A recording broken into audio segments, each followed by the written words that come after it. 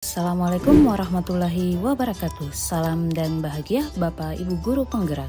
Saya Nur Malasari, calon guru penggerak dari Kabupaten Sinjai, akan memaparkan kesimpulan dan refleksi pemikiran Ki Hajar Dewantara pada modul 1.1 koneksi antar materi. Ada 3 pertanyaan yang menjadi dasar untuk merefleksikan pemikiran Ki Hajar Dewantara. Yang pertama, apa yang Anda percaya tentang murid dan pembelajaran di kelas sebelum Anda mempelajari modul 1.1? Yang kedua, apa yang berubah dari pemikiran atau perilaku Anda setelah mempelajari modul ini? Dan yang ketiga, apa yang dapat segera Anda terapkan lebih baik agar kelas Anda mencerminkan pemikiran Ki Hajar Dewantara?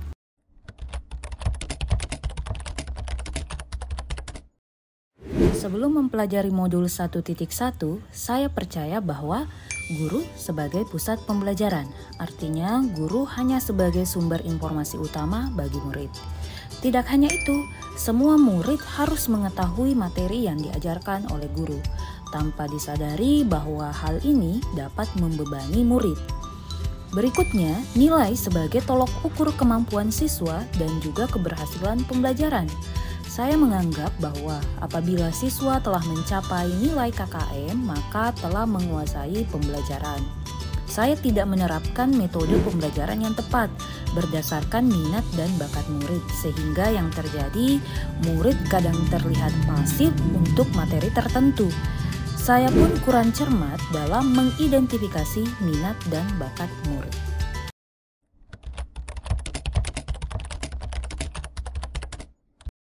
Akan tetapi, setelah mempelajari dan memahami isi modul 1.1 tentang filosofi pendidikan Ki Hajar Dewantara, saya mendapatkan ilmu baru sebagai seorang pendidik.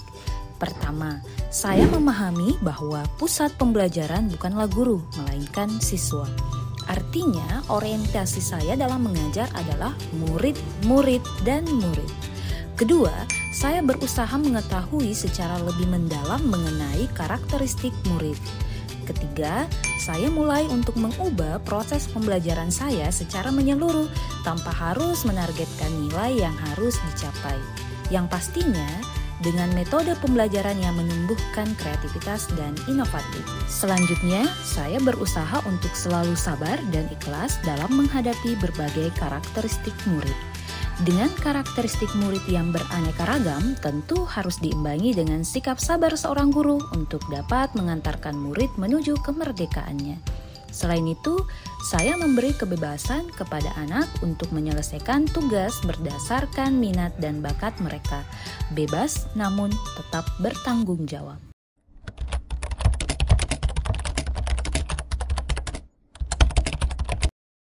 Yang dapat saya segera terapkan dalam pembelajaran di kelas antara lain, merancang pembelajaran yang interaktif dan menyenangkan dengan melibatkan peserta didik, murid sebagai pusat pembelajaran. Berikutnya, saya akan menerapkan metode pembelajaran berbasis lingkungan sosial. Menerapkan sistem AMO, pembelajaran yang menuntun bukanlah menuntut.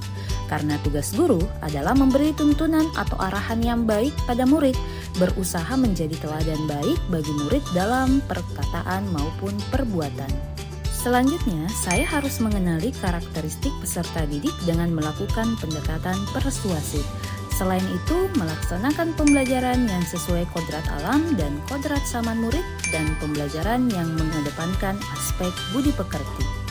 Jadi, kesimpulannya adalah dasar-dasar pemikiran Ki Hajar Dewantara haruslah diterapkan oleh setiap guru di kelas. Guru sebagai pengarah atau penuntun yang menuntun murid mencapai kebahagiaan dan keselamatan setinggi-tingginya sebagai manusia dan anggota masyarakat. Pembelajaran tidaklah lagi berorientasi pada guru dan hasil, tetapi berorientasi pada murid dan prosesnya. Semoga video ini dapat menginspirasi Bapak Ibu pejuang pendidikan. Salam dan bahagia Bapak Ibu guru penggerak. Wassalamualaikum warahmatullahi wabarakatuh.